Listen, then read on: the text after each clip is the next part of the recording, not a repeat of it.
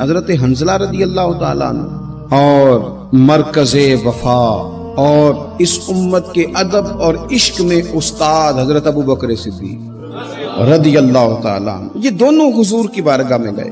انداز کا اختیار کیا، کہنے لگے یا رسول اللہ صلی اللہ علیہ وسلم، ہمارے دل کی تو کیفیات دو قسم کی ہیں۔ حضور جب ہم آپ کے پاس ہوتے ہیں نا، جنت اور دوزخ کا ذکر سنتے ہیں، ہمیں یوں لگتا ہے جنت اور دوزخ ہماری آنکھوں کے سامنے، دل کے اندر فوراً جذبات ابھر آتے ہیں کہ اب ہر خیر کا کام کرنا،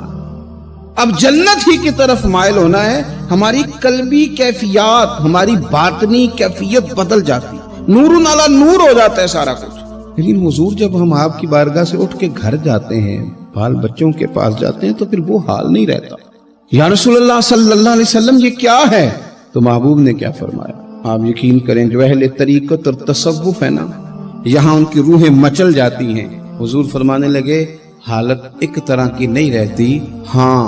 اگر تمہاری وہی حالت رہے جو تمہاری میرے پاس ہوتی ہے،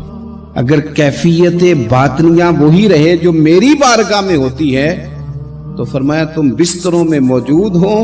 اور فرشتے آ کے تم سے سلام کریں،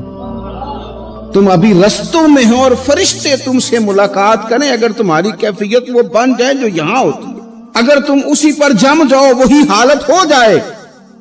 تو پھر تو فرشتے گویا آئیں تمہاری زیارت کے لیے، تمہاری ملاقات کے لیے فرشتے آئیں۔ اگر کیفیات بدل جائیں کسی اللہ کے بندے کی بارگاہ میں بیٹھ کر،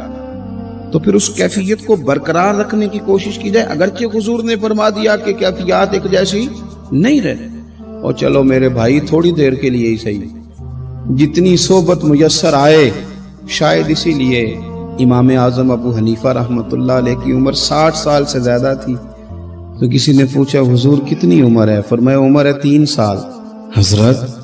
آپ تو علم، عمل، روحانیت، معرفت کے شاہ سوار ہیں، تو ساری داڑھی سفید اور آپ کہہ رہے ہیں 3 سال۔ فرمانے لگے عمر وہی 3 سال ہے جو امام جعفر صادق کی خدمت میں گزر گئی۔ وہ کیفیات جو ان کی بارگاہ میں رہتی تھیں، وہ انداز جو ان کی بارگاہ میں رہتا تھا، جو ان کے پاس ہوتا تھا، وہ پھر کہیں اور میسر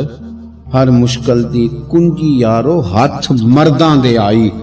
اور مرد نظر کرے جس ویلے، اوئے ہوئے مرد نظر کرے جس ویلے، مرد نظر کرے جس ویلے، پھر مشکل رہے نہ کائی۔ وہ جو کیفیات ہے نا اس وقت کی، ان کو رب کا بندہ ملے اور انسان اس کی صحبت میں بیٹھ کے اپنے رب کو یاد کرے، رسول کریم کی محبت میں مچلے، تو پھر وہ لمحے اتنے قیمتی ہیں کہ وہ زندگی سنوارنے کے لیے کافی ہو سکتے ہیں۔